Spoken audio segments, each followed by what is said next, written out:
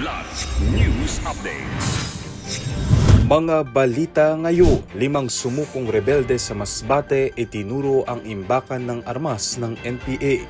85 pesos na aumento sa arawang sahod ng mga manggagawa sa Metro Manila, aprobado ng DOLE. Menor de edad na nagbanta ng pamamaril sa paaralan sa Batangas, hawak na ng DSWD. Ako po si Cesar Sorian para ihatid ang mga nangunang balita sa buong kapuluan ngayon.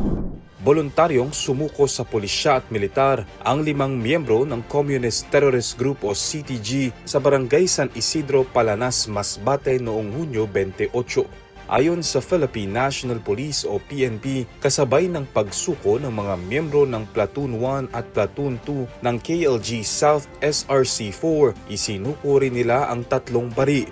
Sa isinagawang tactical review, ibinunyag din ng isang rebelde ang mga kagamitang pandigma na kanilang ibinaon sa hukay bago sila tuluyang kumalas sa kilusa.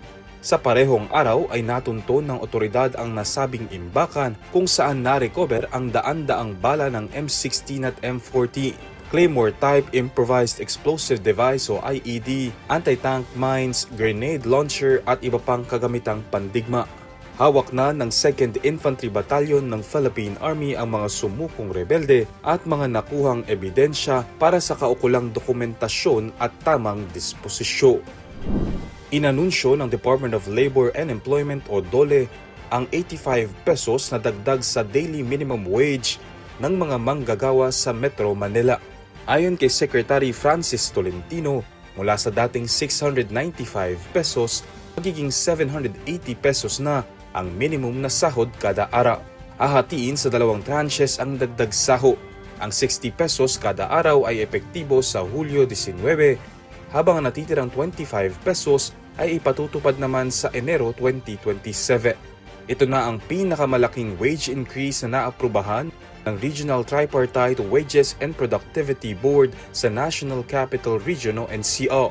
Ani Tolentino, nasa 1.1 milyong minimum wage earners ang inaasahang makikinabang sa aniyay makasaysayang umento sa sahod sa NCR.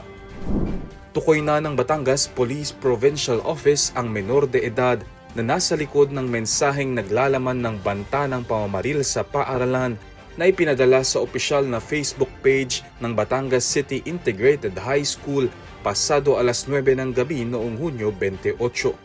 Ayon sa pulisya, agad na isinailalim sa intervention ang naturang menor de edad at itinurn over sa City Social Welfare and Development Office o CSWDO para sa kaukulang assessment alinsunod sa Juvenile Justice Protocol. Kasunod ng insidente, nag-deploy ang mga otoridad ng karagdagang mga pulis sa BCIHS upang tiyakin ang seguridad ng mga mag-aaral at kawani habang nagpapatuloy ang investigasyon. Sa kabila ng banta na nagdulot ng pangamba sa komunidad, nagbalik na sa normal ang klase sa paaralan ngayong araw, Hunyo at 30, kasabay ng pinaigting ng mga hakbang sa seguridad. Para sa Kidlat News Channel, ako si Renzo Lenon, nag-uulat. Ako po si Cesar Soriano, kasama nyo sa bawat pagputo ng balita. Thank